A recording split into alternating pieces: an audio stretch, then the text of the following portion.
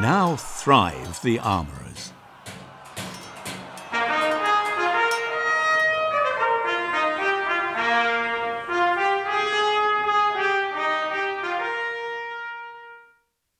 Hello, I'm Guy Wilson, and Liveryman K. Smith and I are your guides through the 700 years of the Armourers and Braziers Company.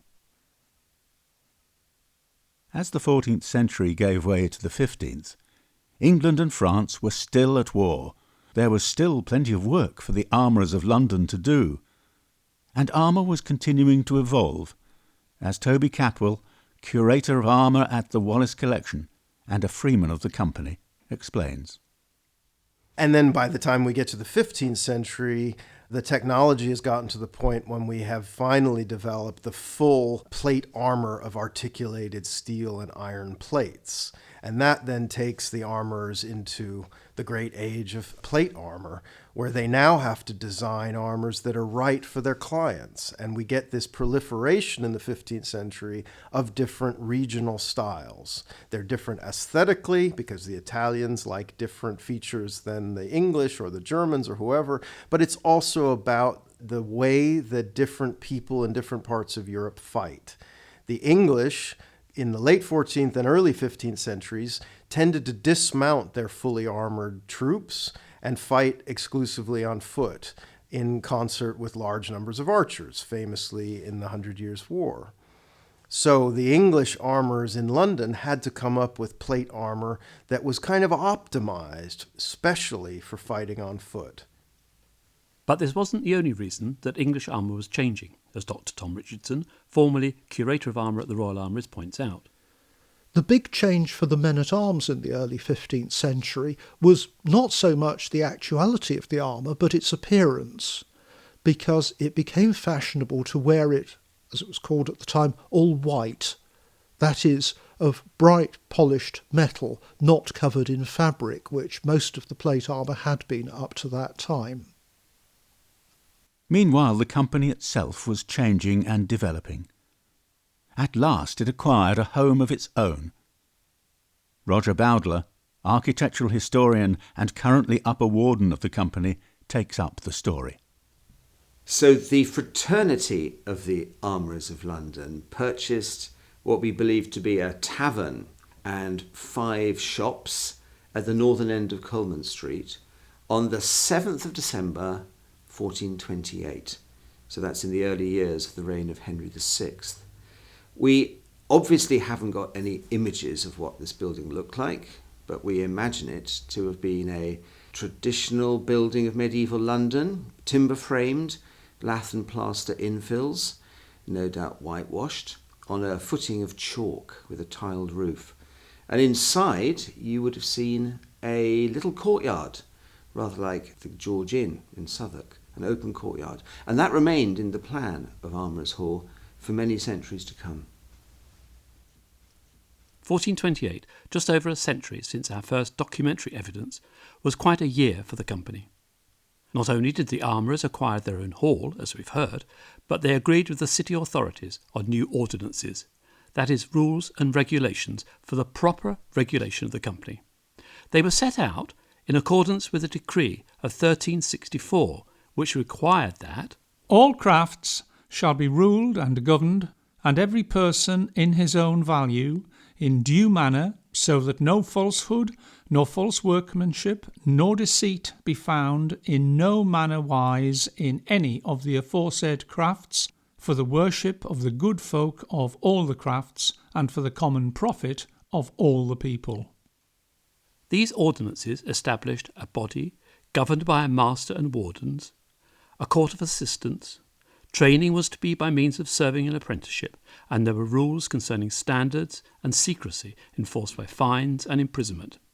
In addition, and importantly, the fraternity also now had an enforcing officer, the beadle. In the middle of the 15th century, as the long wars with France came to an end, and the civil wars of the Roses were beginning, the armour used in England was once more changing significantly, as Tom Richardson makes clear.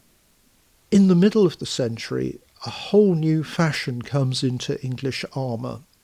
coinciding really with the end of the 100 Years' War and the beginning of the Wars of the Roses. And that is a much more Germanic style of armour. We find the German helmet, the sallet, becoming the most popular type of helmet in England. A sou'wester-like helmet, which was worn with a plate, face defence called a beaver. We also find lots of features popular with German armours, such as fluting and cusping and symmetrical lines in English armours as well. And it's impossible to know whether that represents the import of armour from the German lands, and indeed from Italy, which is maybe why you see very different styles depicted on the effigies and brasses of the second half of the 15th century, and whether any of these represent an English tradition is at the moment unknowable. But there's this key place that England and the London armourers always had in this story.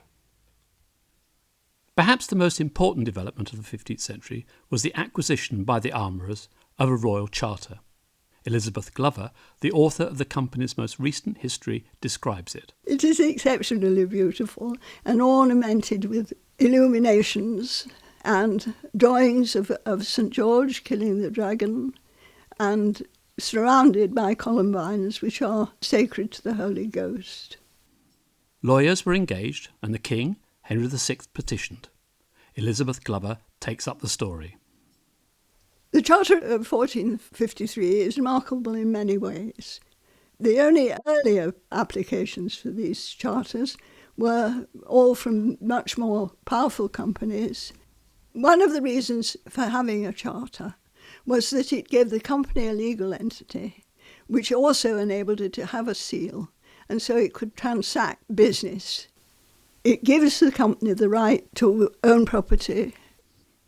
Because the wealth of the company was vested in property, the only way in raising money from property is to let it.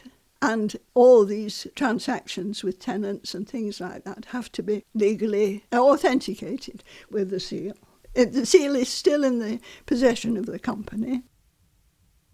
I'm holding in my hand the original seal of the Armourers Company from 1453, and I've never heard of or seen this until this very moment. And it's an extraordinary little work of art. It's a piece of copper alloy that's had the image of St. George, the coat of arms of St. George, and of the London Company, all cut deeply into it, so that when it's impressed into wax, a positive image of that scene is created. And for the Armourers Company, for their special use, I would expect the arms and armor of the saint to be especially well rendered. And that's actually what we get here on a tiny little scale. The seal depicts St. George in combat with the dragon. And in this case, George is only about 2 centimeters tall. It's on a minute scale, but even then, you can see all the detail of his gauntlets, the visor on his helmet, which is raised, a decorated belt that he wears, the surcoat with these magnificent flowing sleeves. This is a seal that's meant to be seen by armorers, and it has to pass, their discriminating awareness. Just an extraordinary thing. And on even such a tiny little scale, the fidelity of the construction of the armor is really remarkable. He's wearing a great bassinet with neck plates and a visor, so-called hourglass-type gauntlets. You can even see a little hinge on the inner thigh, which suggests very strongly that he has fully enclosed upper leg armor. And all of these things are absolutely classic English features of the second quarter of the 15th century, the moment when this seal was made. Really remarkable. And as an object, this is wonderful because the Royal Charter represents the moment when the King of England actually gives them the power of self-determination and the right by royal charter to manage their own craft independently. That's the kind of great historic event that can be represented by this charming little object. The seal, though, is not the only object that the company acquired in the 15th century. Ruth Brown, historian and co-author of the recent book on the company's treasures, explains. The oldest of the company's ancient plate dates from the 15th century, and today we call it the Freer Mazer. Everard Freer was the first master of the company following the new charter in 1453. He then became master again in the 1470s. He's noted in the records of the City of London that they rewarded him for the benefit that he had done to them during the defence of the city in the Wars of the Roses. So clearly he not only made weapons and armour, he clearly was used to using them. The other thing about Everard Freer is that he was one of the first donors, not just of the actual physical treasures, but he gave them land. He was the person who gave them Trigg Wharf, which is going to provide such a fruitful source of income right up to the 20th century. The macer itself is a wooden bowl with a knob in the middle, and the idea was that when you drank out of the bowl, you couldn't see the elaborate knob until you'd actually emptied it. They used to fill them up with something like spiced wine or spiced beer, and then they would pass them round, pretty much like a loving cup today, that idea. It's a communal drinking vessel rather than later on in the 16th century, we'll see them having individual cups. But why was the company now encouraging the giving of gifts? Now the company has got its new charter. It's also got its new hall with its very swanky new glass windows, which are really up-to-date technology. So it now wants to have things in that hall. They can actually keep special treasures there. So in the middle of the 15th century, the company acquires about half a dozen of these mazers. You can imagine what the dinners are going to be like. Half a dozen mazers, large wooden bowls filled with spiced wine and alcohols, being turned around so people could empty them as quickly as possible. So it gives you a good idea of what the social life of the 15th century armourer might have been like. The bowl itself is the only survivor out of that half dozen group of mazers. And the reason this happened was that in the 16th century, the current master and wardens decided that they would change the bowl a little. So they added in a silver gilt lining, and then they engraved it with pictures of St. George and suitable, very Protestant biblical readings about armour making.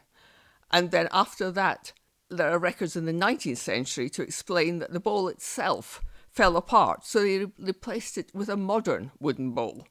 So out of everything that Everard Freer would recognise, it's only the little brass knob at the very bottom that dates from the 15th century. From the later 15th century, we have evidence of increasing numbers of armourers working in London. But what were they doing, and how much armour were they making? Disappointingly, we don't have the primary evidence that we'd like, especially of the Tower Armoury in the 15th century, that would answer the question of how much armour was being used.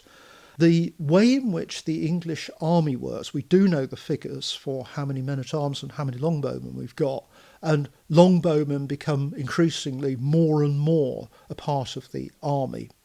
And by the middle of the century, we start getting billmen as well. Billmen are close quarters fighting infantry, armed with hedging bills as their main melee weapon. And importantly, they're not knights. They're a way of escaping the bind that Edward III had got the English army into, where only the feudal nobility could fight as men-at-arms, fighting hand-to-hand on foot. If you equipped ordinary soldiers with bills and limited quantities of armour, then they could do that close-quarters fighting. So, by the end of the 15th century, we find a smaller and smaller quantity of nobility equipped with the finest, most wonderful hardened plate armour, and more people fighting wearing brigandines' jacks, mail shirts, skull caps, which they called sallets. So there's more armour being worn, but less of the complete armour that you associate with the Middle Ages being worn. The jack appears in about 1390 as a quilted garment, like the accoton, but worn as a sole form of defence, commonly by archers, and later in the 15th century by billmen. The brigandine was an evolution of the pair of plates, where small plates of iron were riveted inside fabric coats to provide a lighter, flexible defence, which was not necessarily inferior to plate armour. We find in the Iberian Peninsula lots of men-at-arms preferred to wear a brigandine to a breastplate. By the end of the 15th century, we have a much clearer picture of the company of armourers. We know the names of the masters and wardens. The company now has a proper legal status, it has a permanent home, and rules and regulations have been set out and agreed with the city authorities. The company was to go into the 16th century on a clear, firm basis, and, as we shall see, go from being a company solely of armourers to one which welcomed craftsmen of many other metal and weapons trades.